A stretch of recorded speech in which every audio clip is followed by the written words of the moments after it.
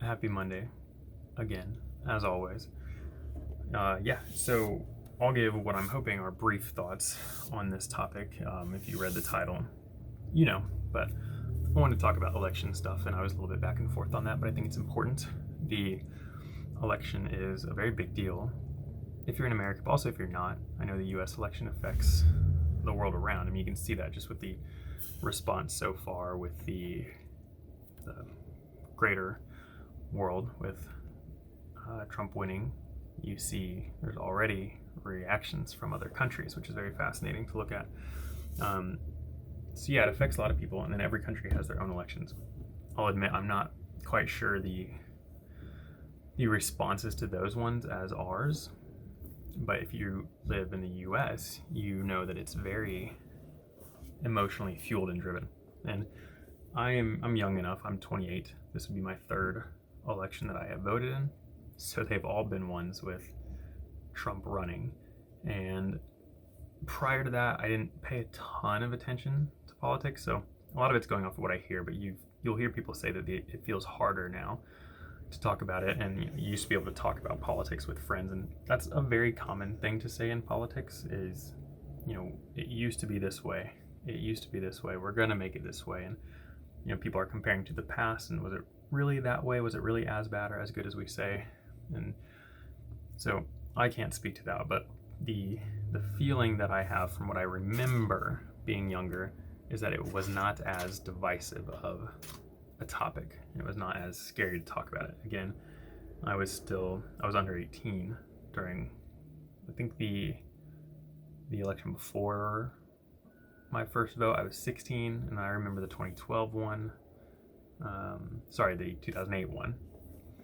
So I definitely remember the two Obama administration elections, and our school talked about it, people talked about it, but at the time I don't remember it being a big deal to the same extent it is now. So that's just the caveat to this, but your mental health is affected by the election to the extent that you allow it. And I think that piece is relevant. So there are people who don't care at all. There are people who don't go vote because they don't care. Some people don't go and vote because they don't like any of the people running. There's lots of reasons for that, but there are people who genuinely don't care, and they don't have a response, and their mindset is life goes on. That is a belief. And then there are a lot of people who really feel like their life is determined by the winner, which, as much as I can tell, is not true for most people. For some people it is. I won't deny that, but there's a question of, how much do you let your life be influenced by these things? And when I say influence, I do mean even forced things happening. So, people talking about deportation, access to abortion, these things that people would say, no, this would directly affect me. I said that very weird. It would directly affect me, people would say. So that's not wrong. The question that I would have, and it's a hard thing to talk about in the heat of those moments, but one of the things that I work on a lot with my clients is their value systems and what makes them them, and are those things that are determined by the world around them. So if you really value something and there's an election, in theory your values should not change. The question is, how are you going to act them out now? So if I'm someone who values honesty, it doesn't matter who wins. I will still value honesty, and I will speak the truth. Simple. If you're someone who values justice, it shouldn't matter who wins. You should still value justice. Now, because you value justice, you will be affected by who you thought was going to create the most justice in the world around you and for you. Typically, people who are justice-centered, it's not selfish. That's part of it, but they're usually being very aware of the world around them. Like, that person's being treated unjustly, and they find that. They often don't find things that are happening justly because they don't need to worry about it. They find when people are being treated unjustly. So the candidate that they often will enjoy the most is the one that they feel like creates the most justice for the world through their lens. So, the person who wins will affect what you anticipate and what you think will come. At the end of the day, we don't know what will happen until things happen. So we are making a guess. Even if it's very educated and likely, it's still a guess. So if you're very justice-centered, to stick with values, no matter who wins, that value will still exist for you. And then the question is, what are you going to do with that value system now? You value this. Now what? Something happened that you want or didn't want. So what? Keep pushing forward. Now, that doesn't mean we can't be upset about certain things happening. There's absolutely a place to feel emotions for happiness and joy and even terror and fear and anger, sadness, when things do or don't go the way that you wanted or hoped. But most societies, and probably all, they're not going to move forward if its people cannot cope with experience. We can't dysregulate, we can't emotionally shut down. We can have moments. It's good to grieve and to celebrate. It's good to take off work to celebrate things. And it's good to take off work to grieve. So, some people take off work on their birthday or for holidays, for instance. They're celebrating. And other people take off work for grief. The loss of a loved one is a huge example for that. And that's appropriate. And often it's appropriate in the sense of not being able to function. So people who were let down by the recent election, I personally know people who took time off work. And that's probably wise for them to do. Maybe not everyone, but if you can't go to your work and do a good job because you're so affected by something, then you're not in a position to work. It's good to take that time off for extreme experiences. So, and at the same time, we have to be able to recover and move forward when things happen that we don't like and when things happen that we like. That's why we can't just take weeks upon weeks upon weeks of vacation all the time. Like, there are things that need done. And when we know our values and we feel strongly that we know why we're here and what our purpose is, you'll have that fire to get back out and do whatever it is you're supposed to do, regardless of what's happening. And that's a beautiful thing about knowing what roots you and grounds you, is it doesn't matter what the world around you looks like. You're going to get up every day and you're going to do the thing that you're supposed to do. That's beautiful. That's fantastic. It doesn't matter who wins an election. It doesn't matter if your house burns down. It doesn't matter if loved ones pass away. It doesn't matter if you have to leave your country and go somewhere else. It doesn't matter if you're in prison. Your values will go with you. Everything that you keep internal, it's the only thing that people can't take from you. There's a separate argument for mental deterioration and cognitive deterioration, because that's a way for these things to disappear.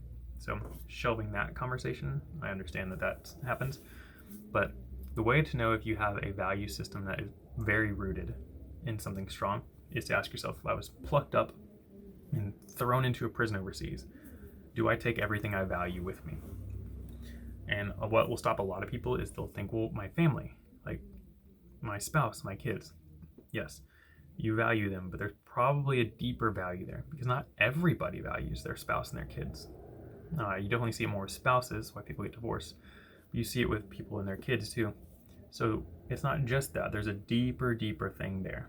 And that's usually one I have to work with people to carve into a little bit and say, what's under that? It's fantastic to value your family. It is just slightly more surface level, just the same way that someone values, physical fitness. There's usually something under that. Like, why do you care about that? Oftentimes they overall care about health and longevity and being able to continue working and be able to be strong for people around them. And that's something that they would be able to continue working on. And even if things are taken away from you, you do your best. So someone who values health overall, they get a cancer diagnosis and it's hard, or they get in a car wreck and they have to recover, or they have a stroke, they can still put in effort even if the outcome isn't the same. So if I have a value of justice, for instance, and I'm thrown in an internment camp overseas, I can still act that out. Is there a lot that I can do? Probably not. But I can still work to call out injustices if I see them. And maybe that results in my death. And for a lot of people, there is no better way to die than doing what you believe is right. So that would count.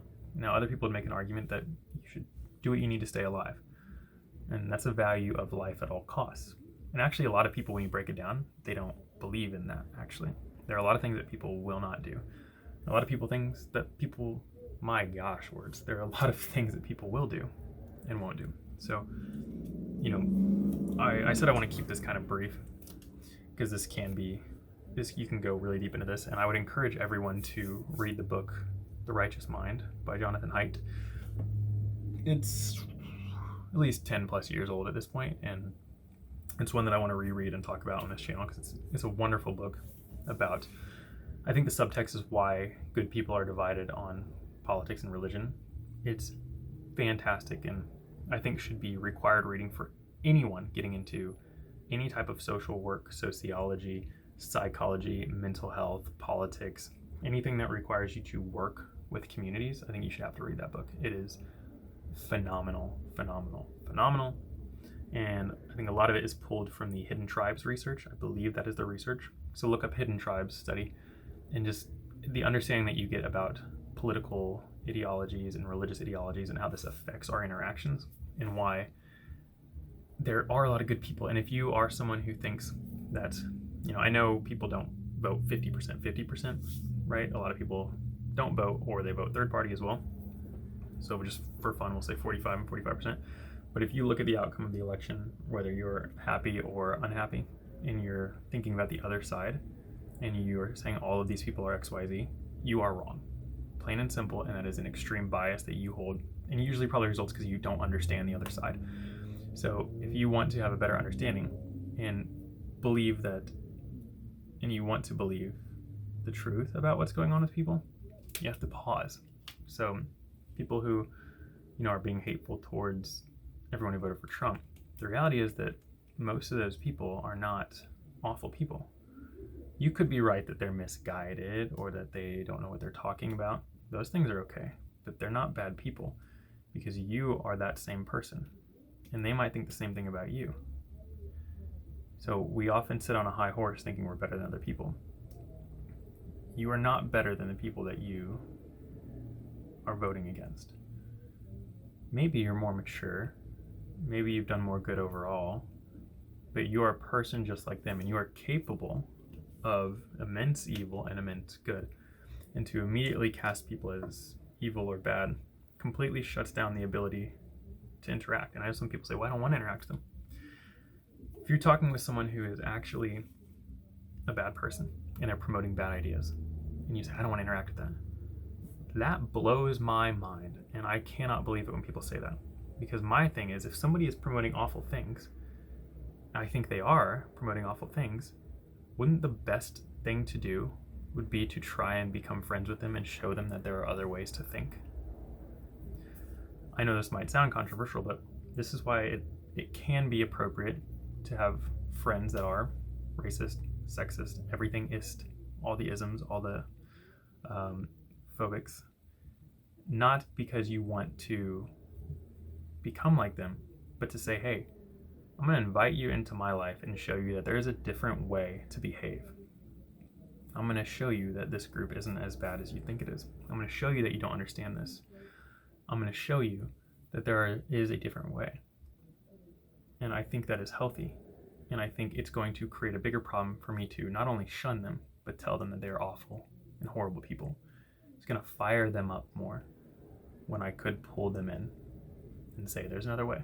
Now, that doesn't mean I should make my whole life pulling in viewpoints I disagree with. You can't manage that. That's too much. And very strong pieces of, as a man, if I'm interacting with another man who is extremely sexist and vulgar about women all the time, and I want to try and help, hey, that's not gonna be a very useful perspective to have, and it harms a lot of people. I'm not gonna start by inviting him to my home to have dinner with me and my wife, more than likely. I probably, more than likely, do not want to bring him around women.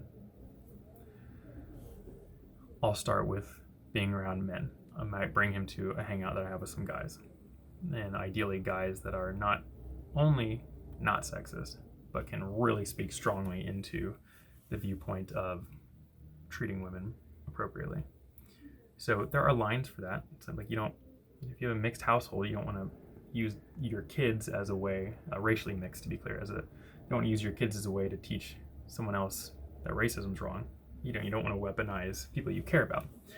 So my point there is we have to be able to help people understand things. And along that way, sometimes we learn that we're wrong. So I'm not going to use that example with sexism and racism, but there are certain topics like that I might think that I understand, maybe the economy or something like that, and I have a strong view, someone else is different, and we get to talking, and I might say, oh, I was trying to make them understand my viewpoint, and they understand it more, but I get their viewpoint a little bit more, and this makes sense. And other times we have those conversations and we double down. We're like, oh, this is harmful. What you're like, it's more harmful than I thought. But we have to be able to talk about it, or it's going to cause destruction. And it really matters a lot. And I know that that viewpoint is having trouble right now, but you can't point to any research that suggests otherwise, that having conversations is going to be bad. There is some wisdom and discernment involved in that. And there are people who behave very foolishly and very scarily. I'm not going to try and reason with someone who's outside my window screaming and waving a gun, right? There's a limit to safety involved. So you have to be smart to some extent there. But anyone who's willing to talk, it's better to talk. It really is better to talk. I had another point I was going to bring up in there and it escaped me, and maybe that's for the best. But I will encourage again, read The Righteous Mind by Jonathan Haidt. Look up the hidden tribes research, get an understanding of people. Oh, the point that I was going to make is being able to explain the other person's point of view is one of the best ways to have a civil interaction with someone and to grow love and empathy and affection towards them when you disagree. So, if you're listening to this, consider the candidate that you voted for in the US, Trump or Harris. If you voted third party, you can do that as well. But for the sake of this exercise, consider the one that you would have voted if it was red or blue vote, a Trump or Harris vote. If that doesn't work for you, fine, do your third party and that's okay. Think about your person that you voted for. And I want you to think quickly about the other side of that. So if you voted for Trump, think about Harris and Harris voters. If you voted for Harris, think about Trump and Trump voters. And if you happen to have this opportunity, think about someone you know in your life that voted for the other person. And my question would be, if you walked up to a supporter of the other side, could you explain to them their viewpoint? Could you explain to them why they voted for that person? And get them to say, yes, you're correct, that is why. That last part is the only part that matters. So if I voted for one candidate, and my friend voted for someone else and they're getting mad at me, or let's flip it. Let's say I'm getting mad at them. I would argue I don't really have a right to do that unless I understand what's going on. So if they voted for the other candidate, I need to say, you voted for this person because of this. This is why you think they're a good candidate. And they need to say, yes, you summarized that well. That is why I did that. If they say, no, that's not right, then we are wrong. That's important. So a lot of people in political discourse, they'll say, you're doing this, and the person's like, that's not what I'm doing. They're like, yes, you are. That's not a helpful conversation. If you can summarize the other person's viewpoint to a way that satisfies them, you will be astonished how far that takes your relationship. Because if you can't do that, it just means that you are wrong about that. And you don't understand the perspective, and you don't understand what you're fighting against. And this will be different for different people. So one person, might have voted for this candidate strictly on economic reasons. And that's the only thing they voted about. And the other person might have voted strictly on social policy. So you might have a cluster of reasons why someone might vote for someone. But the person you're talking to directly has their specific reasons. And if you can explain their viewpoint to them accurately, you are on such a good path to, one, being more mentally healthy, and two, being more relationally intact with that person and the world around you, and with your relationship with yourself. You have to understand the other side. That does not mean you have to think that they are right. It doesn't even mean you have to understand that they are good. But to understand the other side is key to this. And you might not always be able to do that, and that other person might not be able to explain their perspective. And that's super helpful too, because that means there's probably something else going on, or they're either being told or they're really being influenced by something, and they're on autopilot at this point. But the attempt to do that is so valuable. And take politics out of the equation. Anything. Someone says, I think Tom Brady is the best quarterback of all time. and you're going to go ahead and say, well, I actually think Patrick Mahomes is the best quarterback of all time. And I know he's got his career left, but I think he's the best. One person might say, well, obviously that's not the case. That's a smaller argument, but if you can explain why that person thinks that way, it'd be better. And ask them, why is he the best? And then when people start to explain it, sometimes they fall in a ditch and they're like, I just like him. I like him a lot. That's why I picked that person. They can't tell you any of their statistics or any actually solid reasons why. Then it's like, okay, you just really like that person. It's not actually about, are they a good player or are they the best player? And they're like, no, I enjoy watching them. Okay. Versus someone saying, this is the amount of touchdowns that they have thrown, this is the amount of games that they have played, this is their overall average, here, their stat, this stat. And that's why I think they're the best. Okay. Actually, a better example would have been LeBron and Jordan. It's not too late for that now, but I'm not going to rediscuss it. But you get my point. If you can get someone's reasoning, you can get an understanding of them. So anyway, I encourage you, if you are struggling to interact with people around you because of the election, I gave you some things to try. So read The Righteous Mind by Jonathan Haidt, look at the Hidden Tribes research, and work on making sure you can explain the other side's perspective. If that last part upsets you and is hard, then understand that there's an issue with emotional regulation, and you got to work on that, or it's going to be very difficult for you to have certain happy relationships, and you're going to risk funneling into a extreme group. That's why you have a lot of extreme political perspectives right now. It's because they, one, are not able to manage their own emotions oftentimes in reaction, or two, they're being so shut down and not loved that they are finding relationship in a hateful group. And so you have to be aware of these things for yourself, and it's for your sake and the people around you. So yeah, that's the topic for today. That's what I'm thinking about. How we respond to this is a reflection of your mental health, plain and simple. So hope everyone's doing well this week, and I hope everyone has a joyful November week. And if you're interested in therapy services or having conversations or getting connected, reach out to me in the description with the description info below, or leave a comment, and I'll look forward to seeing you all next week. Bye.